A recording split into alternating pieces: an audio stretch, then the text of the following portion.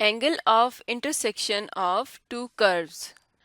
इस वीडियो में हम देखेंगे कि अगर दो कर्व्स आपस में इंटरसेक्ट कर रही हैं और जिस पॉइंट पर वो इंटरसेक्ट कर रही हैं उस पॉइंट पर हम एंगल किस तरह से फाइंड आउट करेंगे। मिसाल के तौर पर अगर हमारे पास एक कर्व इस तरह की है, यानी एक पैराबोलिक कर्व है और दूसरी कर्व इस तरह से हो, तो हम देख सकते हैं कि ये दोनों कर्व्स एक दूसरे को दो पॉइंट्स पर इंटरसेक्ट कर रही हैं और इनके एंगल से क्या मुराद है। मिसाल के तौर पर अगर मैंने इस पॉइंट पर एंगल फाइंड आउट करना है, इस पॉइंट को मैं कह देती हूँ एक्स वाई, तो मैंने पॉइंट एक्स वाई पर एंगल फाइंड आउट करना है, तो किस तरह से फाइंड आउट करेंगे। हम इन पॉइंट्स पर इन दोनों कर्व्स के टेंजेंट्स को देखेंगे। मिसाल के तौर पर ये जो नीचे वाली कर्व है इसका इस पॉइंट पर टेंजेंट इस तरह से होगा, इसको हम कह देते हैं, ये जो इसकी स्लोप है इसको हम m1 कह देते हैं, और ये जो दूसरी कर्व है ब्लू कलर में, इसका जो टेंजेंट या स्लोप होगी वो इस तरह से होगी और इसकी स्लोप को हम कह देते हैं m2। तो अगर हमने इनके इंटरसेक्शन पर एंगल फाइंड आउट करना है तो वो हम इनकी स्लोप्स का एंगल फाइंड आउट करेंगे। और स्लोप्स का एंगल किस तरह से फाइंड आउट किया जाता है, tan theta is equal to m1 minus m2 divided by 1 plus m1 m2। तो इस तरह से अगर दो कर्व्स इंटरसेक्ट कर रही होती हैं और किसी एक पॉइंट पर हमने angle of intersection find out करना है तो वहां पर हम उनके टेंजेंट्स का एंगल फाइंड आउट कर लेंगे। इसी तरह से इस दूसरे पॉइंट पर भी हम एंगल फाइंड आउट कर सकते हैं। तो इसके लिए हम एक एग्जांपल देखते हैं। तो एग्जाम्पल है हमारे पास, find the angle of intersection in between the curves y equals to x cube minus 2x plus 1 and y equals to x square plus 1। तो हमें दो कर्व्स दी गई हैं, एक है y equals to x cube minus 2x plus 1 और दूसरी curve है y equals to x square plus 1 at the point of intersection 2 5। तो हमें यहाँ पर पॉइंट ऑफ इंटरसेक्शन भी दिया गया है, तो हमने इस पॉइंट पर इन दोनों कर्व्स के दरमियान में एंगल फाइंड आउट करना है। तो हम इस पॉइंट पर इन दोनों कर्व्स की पहले स्लोप फाइंड आउट कर लेंगे और उसके बाद उन दोनों स्लोप्स को इस्तेमाल करते हुए हम फॉर्मूला इस्तेमाल करेंगे, tan theta is equal to m1 minus m2 divided by 1 plus m1 और m2। इस फार्मूला की मदद से हम इनका एंगल फाइंड आउट कर लेंगे। अब यहाँ पर हमें पॉइंट ऑफ इंटरसेक्शन दिया गया है, अगर हमें पॉइंट ऑफ इंटरसेक्शन ना दिया गया हो तो उस केस में हम क्या करेंगे, हम पहले इन दोनों इक्वेशंस को, यानी ये जो हमें कर्व्स की इक्वेशंस दी गई हैं, इनको साइमल्टेनियसली सॉल्व करके यहाँ से point of intersection find out करेंगे। तो पहले हम देख लेते हैं कि हम पॉइंट ऑफ इंटरसेक्शंस किस तरह से फाइंड आउट करेंगे। तो हम देखते हैं कि हमारे पास है एक कर्व है y equals to x cube minus 2x plus 1 और दूसरी कर्व है y equals to x square plus 1। अब हम अगर इनको साइमल्टेनियसली सॉल्व करना चाहते हैं तो हम देख सकते हैं कि इनकी लेफ्ट हैंड साइड्स बराबर हैं, इसलिए इनकी राइट हैंड साइड्स भी बराबर होंगी। तो हम लिख सकते हैं x cube minus 2x plus 1 is equal to x square plus 1। इसको हम सिंप्लीफाई करेंगे, x cube minus x square minus 2x और इक्वल्स टू 0। यहाँ से हम x को कॉमन ले लेंगे तो यह आ जाएगा x square minus x minus 2 equals to 0।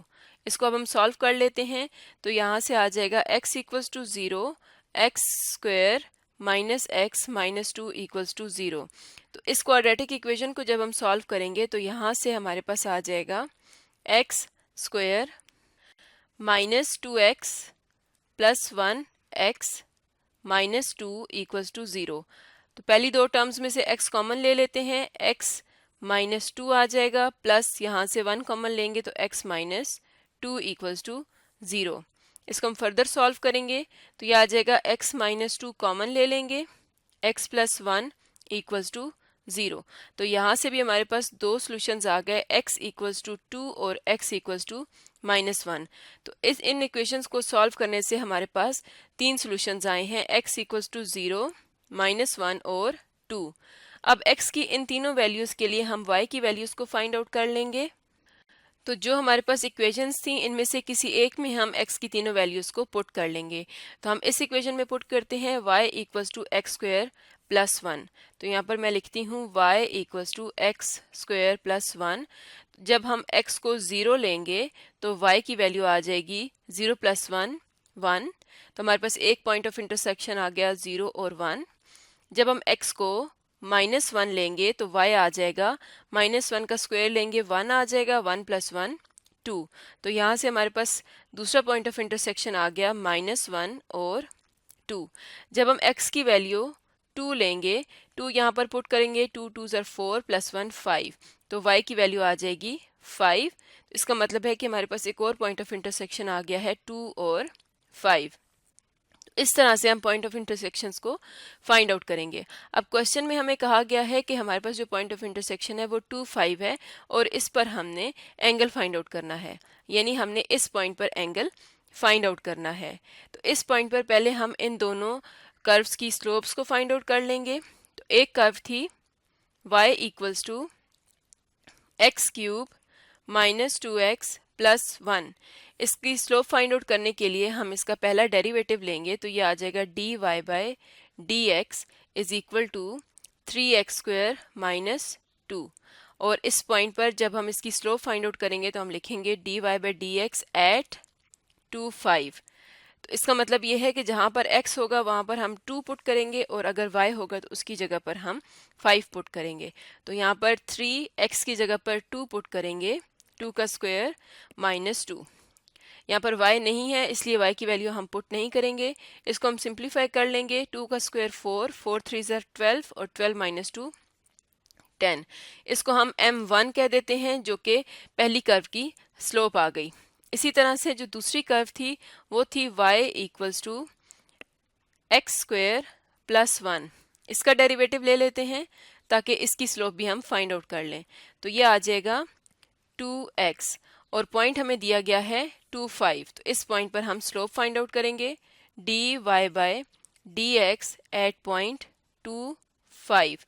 तो x की जगह पर हमने 2 पुट करना है, 2 2 ज़र 4। इसको हम कह देते हैं ये क्या है m2। तो हमारे पास m1 आ गई है 10 और m2 आ गई है 4। और एंगल फाइंड आउट करने का फार्मूला है tan theta is equal to m1 minus m2 divided by 1 plus m1 m2। तो m1 की वैल्यू है 10 माइनस m2 हमने लिया है 4 डिवाइडेड बाय 1 प्लस m1 है 10 और m2 है 4। इसको हम सिंप्लीफाई कर लेंगे, 10 माइनस 4 6 आ जाएगा, 10 4 ज़र 40, 40 प्लस 1 41। तो यहाँ से हम थीटा की वैल्यू फाइंड आउट कर लेंगे जो कि आएगी tan इनवर्स 6 ओवर 41 और कैलकुलेट करने के बाद आ जाएगा 0.1453। तो इसका मतलब ये है कि एंगल ऑफ इंटरसेक्शन क्या आया है 0.1453। तो इस तरह से हम दो कर्व्स के दरमियान angle of intersection find out कर सकते हैं। तो आज की वीडियो में हमने देखा कि हम दो कर्व्स के दरमियान पॉइंट ऑफ इंटरसेक्शंस को कैसे फाइंड आउट करते हैं और फिर उनके दरमियान हम एंगल ऑफ इंटरसेक्शन को किस तरह से फाइंड आउट करते हैं। तो आज का हमारा टॉपिक था angle of intersection of to curves.